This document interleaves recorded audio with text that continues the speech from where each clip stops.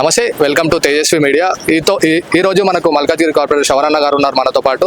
రాహుల్ గాంధీ చేసిన వ్యాఖ్యలు ఓట్ చోరీ మీద అన్నను అడిగి తెలుసుకుందాం. అన్న నమస్తే. అన్న నమస్తే. రాహుల్ గాంధీ ఓట్ చోరు అని చాలా పెద్ద ఎత్తున నినాదాలు చేస్తున్నారు. మళ్ళీ అదే విధంగా ఇప్పుడు నాంపల్లి ఎమ్మెల్యే చూసుకోవచ్చు ఫిరోజ్ ఖాన్ అప్పుడు 5 సంవత్సరాల నుంచి కొట్లాడుతున్నారు, ఇట్లా రిగ్గింగ్ జరుగుతుంది అది ఇది అని చెప్పి. మీరు ఎలా స్పందిస్తారు? ఇప్పుడు రాహుల్ గాంధీ మాట్లాడేది ఆ చిన్నపిల్లలు మాట్లాడినట్టుంది. ఇప్పుడు రాహుల్ గాంధీ మాట్లాడే విషయము చాలా చిన్నపిల్లలు మాట్లాడినట్టు ఉంటుంది. అసలు ఏం మాట్లాడుతున్నారు రాహుల్ గాంధీ మీరు ఆలోచించండి ఒకసారి. ఈరోజు ఆపరేషన్ సింధూర్ పేరుతోటి భారతదేశము ఇండియన్ బోర్డర్స్ కూడా దాటకుండా ఇక్కడ మిసైల్ సంధిస్తే, మన ఇండిజినస్ ఆకాశ్ మిసైల్స్ కానీ బ్రహ్మోస్ మిసైల్స్ కానీ ఇక్కడి నుంచి సంధిస్తే పాకిస్తాన్ లో 100 కిలోమీటర్ల లోపల పోయి కొట్టేసి వచ్చినటువంటి సందర్భము. లోపల పోయి కూడా మన సైనికులు అక్కడ ఉన్నటువంటి ప్రిసైజ్డ్ స్థావరాలను క్యాలిక్యులేటర్ గా చాలా ప్రిసైజ్ గా నాన్ ఎస్కలేటరీ మోడ్ లో ఉగ్రవాద స్థావరాలను కొట్టేసి వస్తే ఈరోజు గర్వించాల్సినోడు ఎవడు? గర్వించాల్సినోడు హిందూ భారతీయుడు, ఈ దేశస్థుడు. ప్రశ్నించాల్సినోడు ఎవడు? పాకిస్తానోడు. కానీ పాకిస్తానోడు చేయాల్సిన పనులని రాహుల్ గాంధీ ఎందుకు చేస్తున్నాడు? ఈరోజు భారత అత్యున్నత పార్లమెంటరీ వ్యవస్థలో ప్రధానమంత్రి సైతం నించొని చాలా క్లియర్ గా ఆన్సర్ చెప్తున్నా. ఈరోజు ఆర్మీకి సంబంధించినటువంటి చీఫ్ ఎయిర్ మార్షల్ నించొని సమాధానం చెప్తున్నా. ఈరోజు మిలిటరీకి సంబంధించినటువంటి చీఫ్ ఆఫ్ మిలిటరీ ఆయన చెప్తున్నా కూడా ఎవరు చెప్పినా రాహుల్ గాంధీ నమ్మడు. రాహుల్ గాంధీ ఏమంటారంటే ఎప్పుడు చూసినా పాకిస్తాన్ సంబంధించినటువంటి ఎన్ని ఫ్లైట్స్ మనం కూల్చామనే దానికి మ్యాటర్ కాదు, పాకిస్తాన్ సంబంధించినటువంటి ఎన్ని ఉగ్రవాద స్థావరాలను ధ్వంసం చేశామనే స్థావరం కాదు, ఆయన విషయం కాదు. పాకిస్తాన్ సంబంధించినటువంటి ఎంతమంది ఉగ్రవాదులు మనం చంపేశామన్న దానికి నచ్చదు. కానీ పాకిస్తాన్ మన దేశంలోకి వచ్చి ఎన్ని విమానాలు కూలగొట్టింది అని పదే పదే పదే పదే భారతదేశ పార్లమెంట్ లో నించొని అడుగుతున్నాడు. అంటే భారతదేశ పార్లమెంట్ లో నించొని అడుగుతున్నట్టే రాహుల్ గాంధీ ఎవరి కోసం పనిచేస్తున్నాడు? రాహుల్ గాంధీకి ఏమన్నా తలకాయ పనిచేస్తుందా? నేను ఈ రోజు చెప్తా ఉన్నా, ఈ రోజున ప్రపంచ వ్యాప్తంగా ఈ రోజు ఈ డికేడ్ లో 3 జోకర్స్ ఉన్నారు. Jokers of the decade. ఒకటి ప్రపంచ వ్యాప్తంగా ట్రంప్ అయితే, అంటే ఆయనకి నోబెల్ పీస్ కోసము ఏది పడితే అది మాట్లాడము, ఎక్కడ పడితే అక్కడ పోయి ఈ యుద్ధాన్ని నేనే ఆపిన, ఈ పని నేనే చేసిన, నాకు నోబెల్ శాంతి బహుమతి కావాలి. తెలంగాణ కేపాల్ అనుకోవచ్చా? ప్రపంచ వ్యాప్తంగా ఉన్నటువంటి కేపాల్ ఆయన. కాబట్టి కేపాల్ చాలా మంచోడు. ఆయన అప్పుడైతే మేము ఫ్యాన్స్ ఆయనకి. కేపాల్ గారికి మేము అభిమానులము. కేపాల్ గారిని కిచ్చబడి ట్రంప్ మంచివాని అడుగుతున్నారు ఈ రోజున, లేదా రాహుల్ గాంధీ మంచివాని అడుగుతున్నారు తప్ప కేపాల్ మంచివాని అడుగుతలే. ట్రంప్ అటువంటి వాడైతే ఈ రోజు నేషన్ వైడ్ గా ఉన్నటువంటి ఇంకో జోకర్ రాహుల్ గాంధీ. నువ్వు మంచివా రాహుల్ గాంధీ అనేటువంటి పరిస్థితి ఈ రోజు దేశంలో వచ్చింది. అట్లనే లోకల్ ఉన్నటువంటి 3వ జోకర్ రేవంత్ రెడ్డి గారు. నువ్వు మంచివా రేవంత్ రెడ్డి వారు తెలంగాణ జిల్లాల్లో అడుగుతా ఉన్నారు. నువ్వు మంచివా రేవంత్ రెడ్డి వారిని అడుగుతున్నారు. వెనకడికి ఇంకో పేరు చెప్పేటోళ్ళు, ఇప్పుడు రేవంత్ రెడ్డి గారి పేరు. అంటే ఈ 3 జోకర్లు ఈ రోజు దేశంలో ఎట్లా పడితే ఎట్లా మాట్లాడుతారు, ఇష్టానుసారంగా మాట్లాడుతారు, ఈ దేశాన్ని కించపరిచే విధంగా మాట్లాడుతారు. ఈ రోజు ఈ దేశ ఎకనామీ డెడ్ ఎకనామీ మాట్లాడితే ట్రంప్ అనేటువంటి అక్కస్తోటి ఆయనకి సపోర్ట్ చేస్తారేమనేటువంటి ఒక ఏకైక కారణంతో భారతదేశ ఎకానమీ డెడ్ ఎకానమీ. అంటే ఈరోజు 4th లార్జెస్ట్ ఎకానమీ అయినటువంటి భారతదేశం 3rd లార్జెస్ట్ ఎకానమీగా జర్మనీని దాటిపోతున్నటువంటి సందర్భంలో ఈరోజు విశ్వవ్యాప్తంగా ప్రతి ఒక్కరు మన ఎకానమీ మీద డిపెండ్ అయి ఉన్నటువంటి పరిస్థితుల్లో ఈరోజు ఇండియన్ ఎకానమీని డెడ్ అండ్ ట్రంప్ అంటే ఎస్ ట్రంప్ ఇస్ రైట్ అంటాడా? మొన్నేమో ట్రంప్ చెడ్డోడు, ఈ రోజు ట్రంప్ ఏమో మంచోడు. ట్రంప్ అనేటోడు డెడ్ ఎకానమీ అంటే అది కరెక్టే అని మాట్లాడు. సిగ్గుందా, సిగ్గు లేదా? మనుషులా గాడిదలా? అన్నం తింటున్నారా, పెంట తింటున్నారా నాకు అర్థమైతలేదు. నిజంగా చెప్తున్నాను.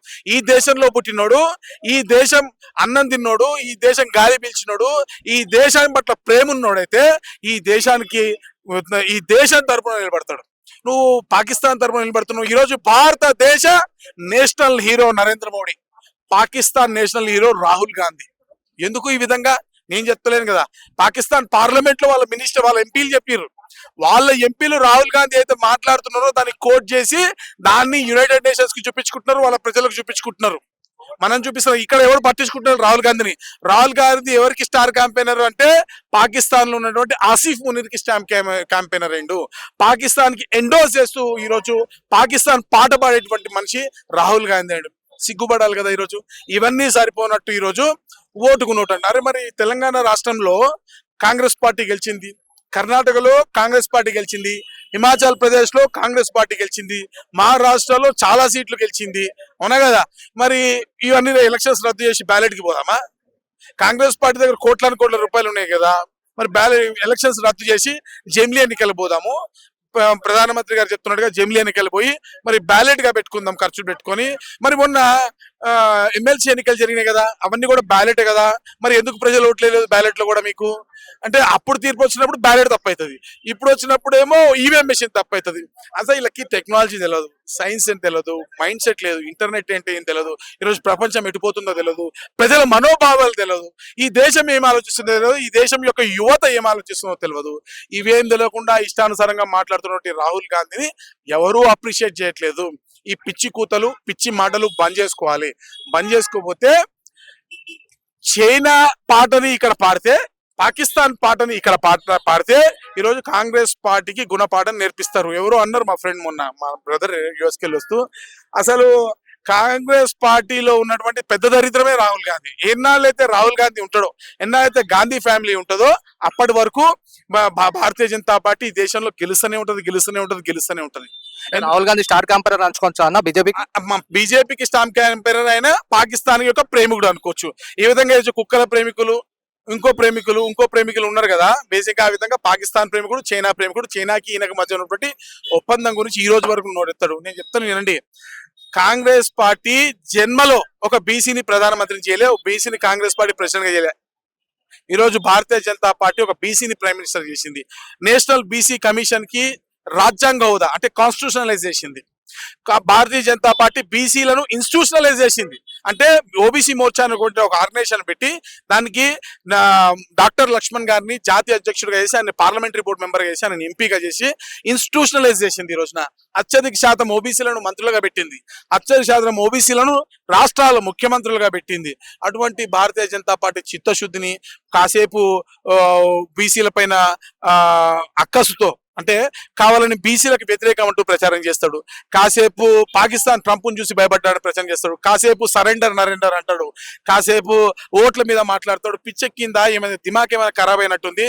నేను అనుకుంటున్నాను రాహుల్ గాంధీ గారిని అత్యవసరంగా ఏదైనా హాస్పిటల్లో, మరి ఎయిమ్స్ లో ఫ్రీ ట్రీట్మెంట్ ఉంటుంది అనుకుంటా, నాకు తెలిసి పిచ్చోళ్ళని జరిపించుకుంటారా సార్ ఎయిమ్స్ లో?